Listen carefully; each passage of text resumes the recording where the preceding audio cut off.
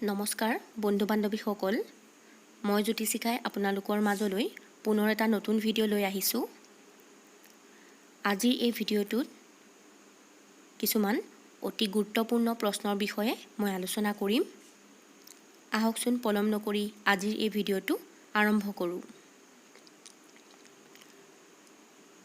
এই ভিডিঅ'টোত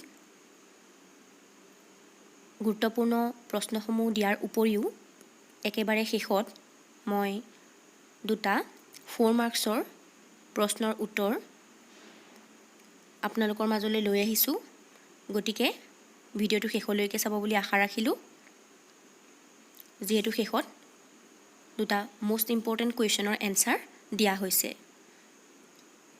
আহকচোন ফাৰ্ষ্ট কুৱেশ্যনটোনো কি দিয়া হৈছে এবাৰ চাওঁ ফাৰ্ষ্ট যেহেতু 1 মাৰ্কছৰ শৰ্ট কুৱেশ্যন আহিব গতিকে প্ৰথম মই শৰ্ট কুৱেশ্যনখিনিকে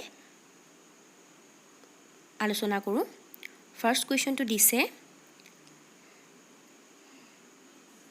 গিভ ভেৰি শৰ্ট এনসাৰ্ছ অতি চমু উত্তৰ দিয়া প্ৰথম প্ৰশ্নটো হৈছে In an inductive inference, the conclusion follows necessarily from the premises. Is it true?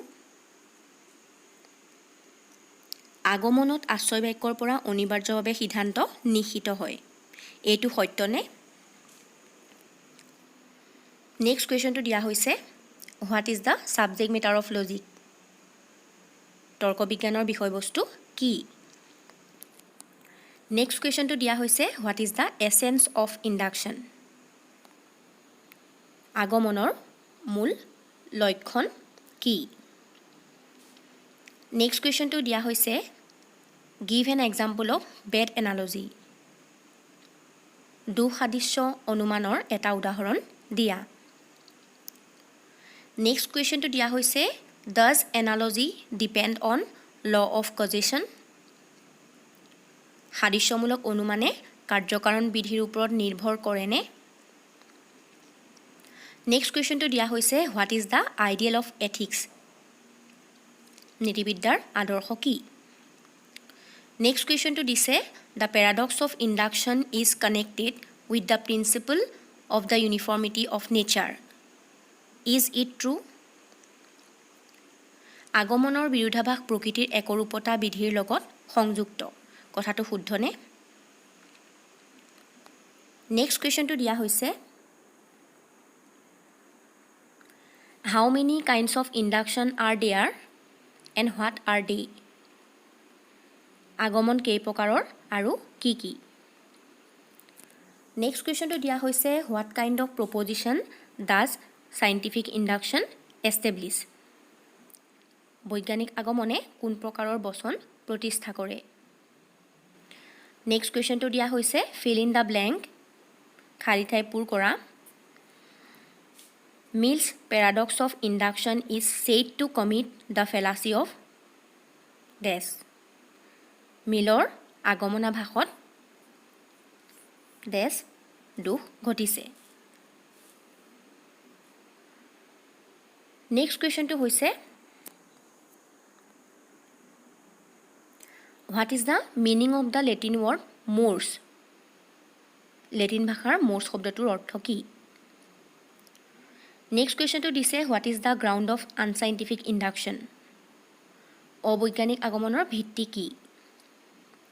Next কুৱেশ্যনটো দিছে the ground of induction is the result of induction who made this statement আগমনৰ ভিত্তিয়ে আগমনৰ ফল কথাষাৰ কোনে কৈছিল নেক্সট কুৱেশ্যনটো দিছে is the conclusion of analogy certain সাদৃশ্য অনুমানৰ সিদ্ধান্ত নিশ্চিতনে নেক্সট কুৱেশ্যনটো দিছে how many instances are required for the joint method of agreement and difference মিশ্ৰ অন্বয়ী ব্যতিৰেকী পদ্ধতিৰ বাবে কেইটা দৃষ্টান্তৰ প্ৰয়োজন হয়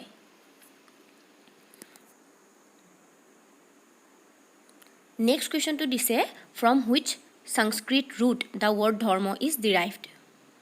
ধৰ্ম শব্দটো কোনটো সংস্কৃত ধাতুৰ পৰা উদ্ভৱ হৈছে নেক্সট কুৱেশ্যনটো দিছে name the hypothesis with the help of which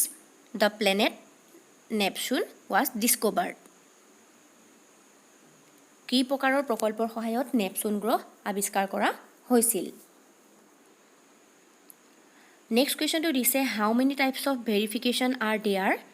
in a hypothesis প্ৰকল্পৰ প্ৰমাণীকৰণ কেই প্ৰকাৰৰ নেক্সট কুৱেশ্যনটো দিছে how many instances are required for the method of agreement অন্বয়ী প্ৰণালীৰ বাবে কেইটা দৃষ্টান্তৰ প্ৰয়োজন হয় নেক্সট কুৱেশ্যনটো দিছে who is the founder of scientific realism বৈজ্ঞানিক বাস্তৱবাদৰ প্ৰৱৰ্তক কোন নেক্সট কুৱেশ্যনটো দিছে the course of the world is not a uniformity but uniformities who said this জগতৰ ক্ৰম কেৱল এটা নিয়মৰ অধীন নহয় ই বহুতো নিয়মৰ অধীন এই উক্তিটো কোনে কৈছিল নেক্সট কুৱেশ্যনটো দিছে name the philosopher associated with the statement esse est percipi অস্তিত্ব প্ৰত্যক্ষ নিৰ্ভৰ এই উক্তিটোৰ লগত জড়িত দাৰ্শনিকগৰাকীৰ নাম লিখা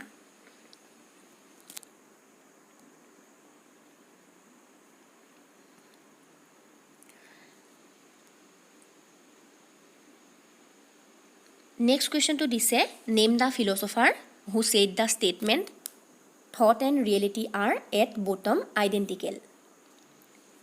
চিন্তা আৰু সত্তা পৰিশেষত অভিন্ন বুলি কোৱা দাৰ্শনিকজনৰ নাম কি নেক্সট কুৱেশ্যনটো দিছে what is the meaning of the Latin word religare Latin শব্দ ৰেলিগিয়াৰৰ অৰ্থ কি নেক্সট কুৱেশ্যনটো দিছে প্ৰব্লেম অফ ফিলচফি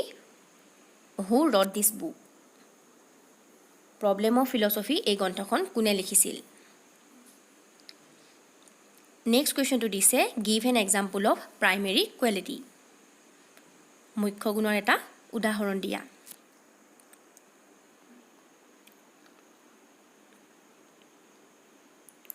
নেক্সট কুৱেশ্যনটো দিছে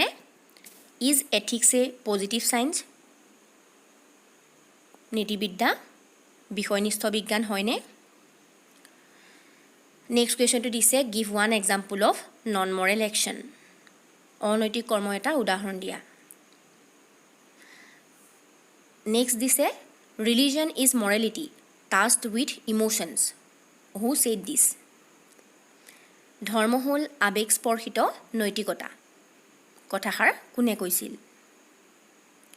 নেক্সট কুৱেশ্যনটো দিছে is it true character is the inner counter part of conduct চৰিত্ৰ মানুহৰ আচৰণৰ আভ্যন্তৰীণ অংগ কথাষাৰ সত্যনে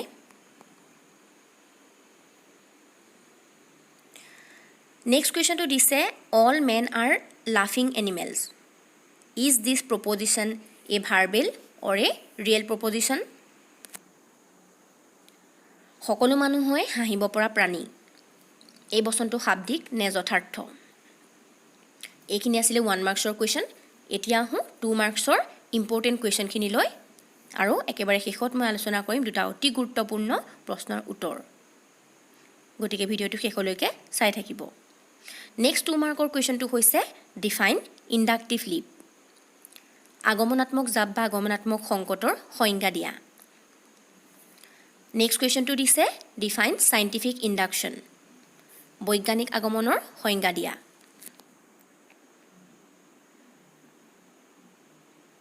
নেক্সট কুৱেশ্যনটো দিছে give the definition of unscientific induction অবৈজ্ঞানিক আগমনৰ সংজ্ঞা দিয়া নেক্সট কুৱেশ্যনটো দিছে what do you mean by ethics নীতিবিদ্যা কাক বোলে নেক্সট কুৱেশ্যনটো দিছে write two differences between deduction and induction নিগমন আৰু আগমনৰ মাজত থকা দুটা পাৰ্থক্য লিখা নেক্সট কুৱেশ্যনটো দিছে why is the law of causation is called the formal ground of induction কাৰ্যকাৰণ বিধি কিয় আগমনৰ আকাৰগত ভিত্তি বোলা হয় নেক্সট কুৱেশ্যনটো দিছে what do you mean by a voluntary action ঐচ্ছিক ক্ৰিয়া কাক বোলে নেক্সট কুৱেশ্যনটো দিছে state any two qualitative marks of causation কাৰণৰ যিকোনো দুটা গুণগত লক্ষণ উল্লেখ কৰা নেক্সট কুৱেশ্যনটো দিছে state any two similarities between scientific and unscientific induction বৈজ্ঞানিক আৰু অবৈজ্ঞানিক আগমনৰ মাজত থকা যিকোনো দুটা সাদৃশ্য উল্লেখ কৰা নেক্সট কুৱেশ্যনটো দিছে mention 2 points of difference between observation and experiment নিৰীক্ষণ আৰু পৰীক্ষণৰ দুটা পাৰ্থক্য উল্লেখ কৰা নেক্সট কুৱেশ্যনটো দিছে why is the conclusion of unscientific induction probable অবৈজ্ঞানিক আগমনৰ সিদ্ধান্ত কিয় সম্ভাৱনামূলক নেক্সট কুৱেশ্যনটো দিছে define negative condition with suitable example উপযুক্ত উদাহৰণসহ নয়ৰ্থক উপকাৰণৰ সংজ্ঞা দিয়া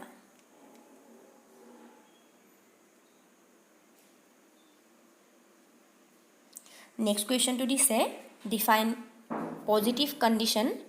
উইথ চুইটেবল এক্সাম্পল উপযুক্ত উদাহৰণসহ সদৰ্থক উপকাৰণৰ সংজ্ঞা দিয়া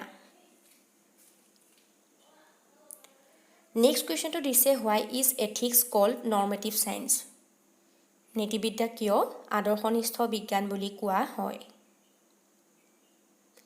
নেক্সট কুৱেশ্যনটো দিছে write 2 points of difference between primary quality and secondary quality মুখ্য গুণ আৰু গৌণ গুণৰ মাজত থকা দুটা পাৰ্থক্য লিখা নেক্সট মই আলোচনা কৰিম দুটা অতি গুৰুত্বপূৰ্ণ প্ৰশ্নৰ উত্তৰ 2 মাৰ্কছৰ আৰু বাকী ৰোৱা গুৰুত্বপূৰ্ণ প্ৰশ্নখিনি মই মোৰ পাছৰ ভিডিঅ'ত দিবলৈ চেষ্টা কৰিম এতিয়া আহোঁ দুটা অতি গুৰুত্বপূৰ্ণ প্ৰশ্নৰ উত্তৰ যিকেইটা মই আলোচনা কৰিবলৈ ওলাইছোঁ এই কুৱেশ্যনটো আগৰ ভিডিঅ'ত মোৰ দিয়া হৈছিলে উত্তৰটো মই এতিয়া দিবলৈ চেষ্টা কৰোঁ প্ৰশ্নটো হৈছে উদাহৰণসহ সাদৃশ্যমূলক অনুমানৰ সংজ্ঞা দিয়া সাদৃশ্যানুমানৰ দুটা বৈশিষ্ট্য চমুকৈ প্ৰকাশ কৰা 4 মাৰ্কছৰ কাৰণে কুৱেশ্যনটো আহিছিলে ইয়াৰ উত্তৰটো হ'ব দুটা বস্তুৰ মাজত কিছুমান গুণ বা লক্ষণৰ সাদৃশ্য লক্ষ্য কৰি সেই সাদৃশ্যৰ ভিত্তিত এটা বস্তুত থকা আন কোনো গুণ বা লক্ষণ দ্বিতীয় বস্তুটোত থকা বুলি যি অনুমান কৰা হয় তাকে সাদৃশ্যমূলক অনুমান বোলে উদাহৰণস্বৰূপে পৃথিৱী আৰু মংগল দুয়োটাই সৌৰজগতৰ দুটা গ্ৰহ দুয়োটাৰ মাজত কিছুমান সাদৃশ্য আছে সাদৃশ্যবোৰ হৈছে যে দুয়োটাই সূৰ্যক প্ৰদক্ষিণ কৰে আৰু দুয়োটা গ্ৰহতে জলবায়ু মাটি পানী বতাহ উত্তাপ আদিৰ বিষয়ত সাদৃশ্য আছে পৃথিৱীত জীৱ আছে গতিকে অনুমান কৰা হ'ল যে মংগল গ্ৰহতো জীৱ আছে উদাহৰণসহ সাদৃশ্যমূলক অনুমানৰ সংজ্ঞাটো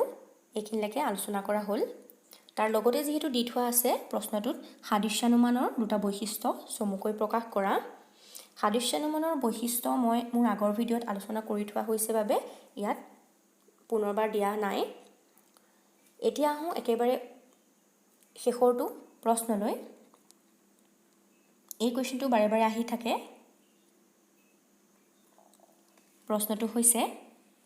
শক্তিৰ সংৰক্ষণশীলতা বা অবিনশ্বৰতাৰ সূত্ৰৰ দৃষ্টিভংগীৰে উপযুক্ত উদাহৰণসহ কাৰণৰ পৰিমাণগত লক্ষণসমূহ ব্যাখ্যা কৰা এই কুৱেশ্যনটো দুটা ধৰণে আহিব পাৰে কেতিয়াবা আহে দ্ৰব্য আৰু শক্তিৰ সংৰক্ষণশীলতা বা অবিনশ্বৰতাৰ সূত্ৰৰ দৃষ্টিভংগীৰে উপযুক্ত উদাহৰণসহ কাৰণৰ পৰিমাণগত লক্ষণসমূহ ব্যাখ্যা কৰা কেতিয়াবা আহিব পাৰে কেৱল শক্তিৰ সংৰক্ষণশীলতাৰ দিশৰ পৰা উপযুক্ত উদাহৰণসহ কাৰণৰ পৰিমাণগত লক্ষণসমূহ ব্যাখ্যা কৰা। বা কেতিয়াবা কেৱল দ্ৰব্যৰ সংৰক্ষণশীলতাৰ সূত্ৰৰ দৃষ্টিভংগীৰে উপযুক্ত উদাহৰণসহ কাৰণৰ পৰিমাণগত লক্ষণসমূহ ব্যাখ্যা কৰা বুলিও আহিব পাৰে। গতিকে কুৱেশ্যনটো লাগিলে যেনেকুৱাই নহওক সেই দুইটা কুৱেশ্যনৰ পেটাৰ্ণ অনুসৰি উত্তৰটো প্ৰস্তুত কৰি তোলা হৈছে। দুইটা কুৱেশ্যনৰ বাবে প্ৰথমতে এই পেৰাগ্ৰাফটো লিখিবই লাগিব। কাৰ্ভেট ৰিডৰ মতে পৰিমাণগতভাৱে কাৰণ আৰু কাৰ্য সমপৰিমাণৰ। পদাৰ্থ বিজ্ঞানৰ দ্ৰব্য আৰু শক্তিৰ অবিনশ্বৰতা নিয়মৰ ওপৰত কাৰণৰ এই পৰিমাণগত লক্ষণটো প্ৰতিষ্ঠিত। দ্ৰব্যৰ অবিনশ্বৰতা নিয়ম অনুসৰি জগতত থকা বস্তুৰ পৰিমাণ সদায় একে থাকে। ইয়াৰ হ্ৰাস বৃদ্ধি নহয়, কেৱল আকৃতিৰহে সাল সলনি হয়। উদাহৰণস্বৰূপে দুভাগ হাইড্ৰজেন আৰু এভাগ অক্সিজেন মিহলালে পানীৰ সৃষ্টি হয়। ইয়াত হাইড্ৰজেন আৰু অক্সিজেন দুয়োটাই গেছীয় পদাৰ্থ। কিন্তু দুয়োটাৰ সংমিশ্ৰণৰ ফলত যি পানীৰ সৃষ্টি হয় সেই পানী হৈছে জলীয় পদাৰ্থ। ইয়াত গেছীয় পদাৰ্থ জলীয়ালৈ ৰূপান্তৰ হৈছে। যদিও ইয়াত ৰূপৰ পৰিৱৰ্তনে দেখা দিছে, কিন্তু ইয়াৰ ফলত উৎপাদিত পদাৰ্থৰ পৰিমাণ অৰ্থাৎ পানীৰ পৰিমাণ হাইড্ৰজেন আৰু অক্সিজেনৰ পৰিমাণৰ সৈতে সমান। গতিকে পৰিমাণ সদায় একে থাকে, অৰ্থাৎ বস্তুৰ পৰিমাণ হ'ল অবিনশ্বৰ।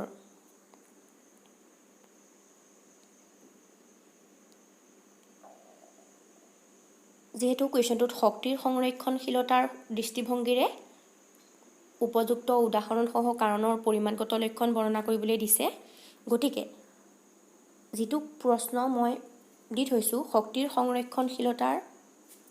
শব্দটো প্ৰয়োগ কৰি সেই কুৱেশ্যনটোৰ এনচাৰটো তলত এক্সট্ৰাকৈ দিছোঁ। এতিয়া লিখিব লাগিব শক্তিৰ অবিনশ্বৰতা নিয়ম অনুসৰি জগতত থকা মুঠ শক্তিৰ পৰিমাণ সদায় একে থাকে। এটা শক্তি আন এটা শক্তিলৈ সলনি হ'ব পাৰে, এই শক্তিৰ পৰিমাণৰ কোনো হ্ৰাস বৃদ্ধি নহয়।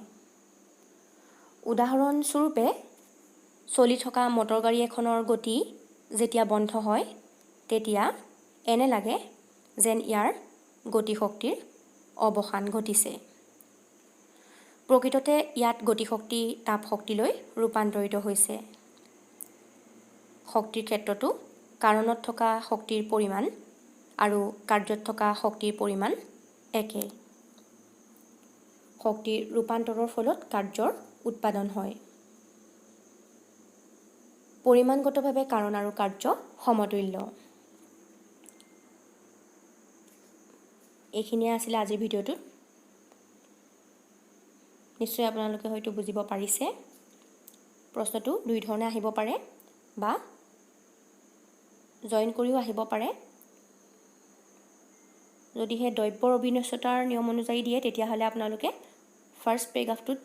যিখিনি দিছোঁ সেইখিনি লিখিব লাগিব। তাৰ তলত দ্ৰব্যৰ অবিনশ্বৰতাৰ বুলি যিখিনি কথা লিখা হৈছে সেই পেৰাগ্ৰাফটো লিখিব লাগিব। আৰু যদি শক্তিৰ সংৰক্ষণশীলতাৰ দিশৰ পৰা দিয়ে তেতিয়া প্ৰথম পেৰাগ্ৰাফটো লিখিব লাগিব আৰু লগতে লিখিব লাগিব শেষৰ যিটো পেৰাগ্ৰাফ মই দিছোঁ সেই পেৰাগ্ৰাফটো লিখিলে উত্তৰটো শুদ্ধ হ'ব। আজিৰ ভিডিঅ'টোত আছিলে ইমানখিনিয়ে।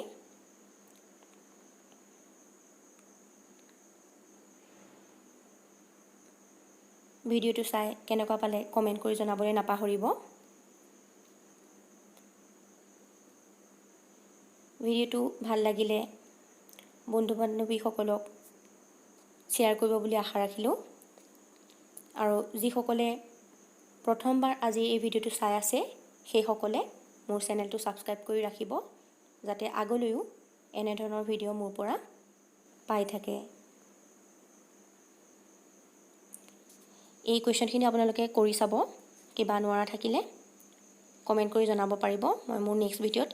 উত্তৰখিনি দিবলৈ চেষ্টা কৰিম। আজিলৈ ইমানেই।